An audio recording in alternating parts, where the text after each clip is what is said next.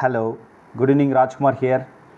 DNA counselling apply பண்ணவங்கெல்லாம் round 1ல் இருக்க ஸ்டூடெண்ட்ஸ் எல்லாம் ஃபில் பண்ணிகிட்ருப்பீங்க. Okay, good. ஏன்னா நாளைக்கு தான் நான் லாஸ்ட் டேட் உங்களுக்கு 29, 30, 31 தான் லாஸ்ட் டேட். ஸோ நானும் உங்கள் டைமை வேஸ்ட் பண்ண விரும்பலை.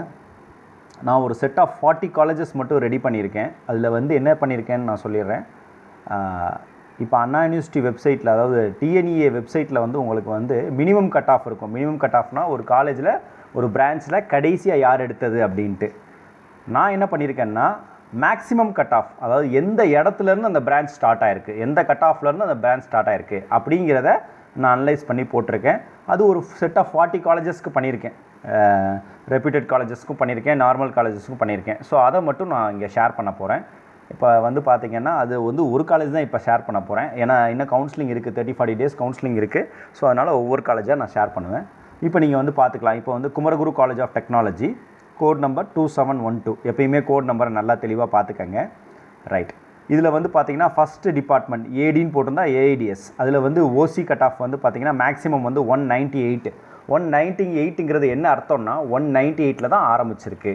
Minimum cut of 193.5. அது நம்ம இதிலே இருக்குது, டிஎன்இ வெப்சைட்டில் இருக்குது. அதை பற்றி பிரச்சனை இல்லை. ஆனால் அந்த மேக்ஸிமம் கட் ஆஃப்ங்கிறது யாருக்குமே தெரிய மாட்டேங்குது. ஏன் அப்படின்னா ஒரு காலேஜை நம்ம தான் ஃபஸ்ட் அந்த காலேஜை எடுக்கிறோமா இல்லை வேறு யாராவது எடுத்திருப்பாங்களான்னு தெரியாது. இப்போ லாஸ்ட் இயர் இந்த 198 தான் எடுத்திருக்காங்க. அப்போ 199ம் 200ம் இந்த காலேஜை சூஸ் பண்ணலன்னு அர்த்தம்.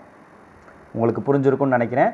ஸோ அப்போ மேக்ஸிமம் கட் ஆஃப்னா என்ன அர்த்தம்னா எந்த இடத்துல இருந்து எந்த கட் ஆஃப் அந்த கோர்ஸை, பர்டிகுலர் கோர்ஸை ஸ்டார்ட் பண்ணாங்க அப்படிங்கிறது தான் மேக்ஸிமம் கட் ஆஃப். அதே மாதிரி ஏரோநாட்டிக்கல் இன்ஜினியரிங் ஏஇன்னு போட்டிருக்காங்க பார்த்தீங்களா, 193.5லேருந்து ஸ்டார்ட் பண்ணியிருக்காங்க. இதெல்லாம் ஓசியில். அதே மாதிரி ஏயு ஆட்டோமொபைல் 180க்கு மேலே தான் ஸ்டார்ட் பண்ணியிருக்காங்க. அதே மாதிரி பிடி பயோடெக்னாலஜி 190லேருந்து ஸ்டார்ட் பண்ணியிருக்காங்க. சிஇ சிவில் இன்ஜினியரிங் 188லேருந்து ஸ்டார்ட் பண்ணியிருக்காங்க. அப்போ சிஎஸ் 199லேருந்து ஸ்டார்ட் பண்ணியிருக்காங்க. இசி 196லேருந்து ஸ்டார்ட் பண்ணியிருக்காங்க. ட்ரிபிள்இ 196லேருந்து ஸ்டார்ட் பண்ணியிருக்காங்க.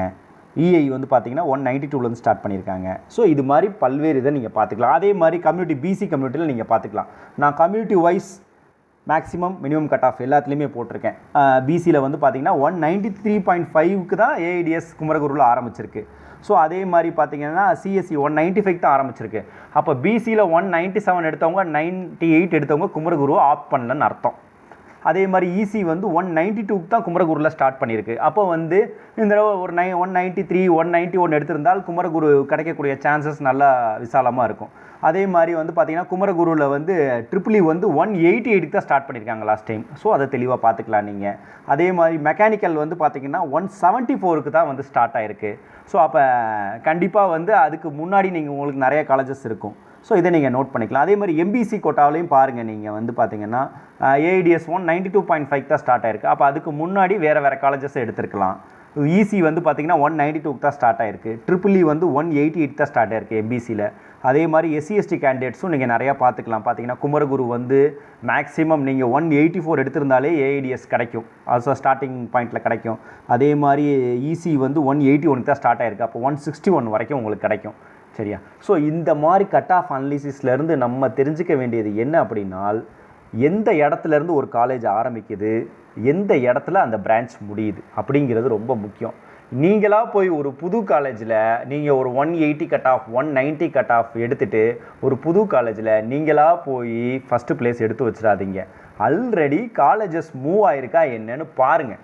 சரியா? ஸோ ரவுண்டு 1ல் இன்றைக்கி உங்களுக்கு கிட்டத்தட்ட 1.8 lakh சீட்ஸ் அலோகேட் பண்ணுறாங்கன்னா ரவுண்டு 1ல் இருக்க கேண்டிடேட்ஸ் ஆல்ரெடி பெரிய பெரிய டாப் காலேஜஸோட கட் ஆஃப் பாருங்கள். ப்ரீவியஸ் இயர் கட் ஆஃப் பாருங்கள்.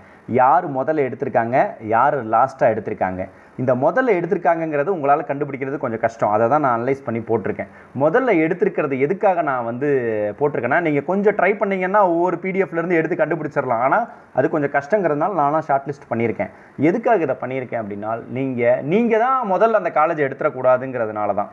யாரோ ஒருத்தர் முதல்ல எடுக்கணும். ஆனால் ஒரு 192 எடுத்தவன் இங்கே எடுக்கணுங்கிற அவசியம் கிடையாது. 192 எடுத்தவங்க இங்கே எடுக்கலாம். 199, 200 எடுத்தவங்க இதுக்கு முன்னாடி இருக்க காலேஜஸை எடுக்கிறதுக்கான வாய்ப்புகள் இருக்குது இல்லையா? ஸோ அதனால் ஒரு காலேஜ் நீங்கள் சாய்ஸ் லிஸ்ட் பண்ண போகிறீங்கன்னா எது உங்களுக்கு கிடைக்காம இருக்குன்னு உங்கள் மனசுக்கு தெரியுமோ அதை நீங்கள் ஃபஸ்ட் ஆப்ஷனாக போடுங்க. இப்போ குமரகுரு வந்து 196 இருந்தால்தான் ஓசியில் வந்து கிடைக்கும்னா குமரகுருக்கு முன்னாடி இருக்கிற மாதிரி எல்லாம் நீங்கள் காலேஜஸ் பிஎஸ்ஜிஓ சிஐடி அண்ணா யூனிவர்சிட்டி அதெல்லாம் நீங்கள் முதல்ல லிஸ்ட் பண்ணுங்கள். அப்படி லிஸ்ட் பண்ணிங்கனால்தான் அது கிடைக்கலாம் உங்களுக்கு குமரகுரு கிடைக்கும். குமரகுரு உங்களுக்கு கிடைக்கும்னு தெரிஞ்சு போச்சுன்னால் அதுக்கு முன்னாடி இருக்க காலேஜஸை நீங்கள் லிஸ்ட் அவுட் பண்ணுங்கள். Right, thank you.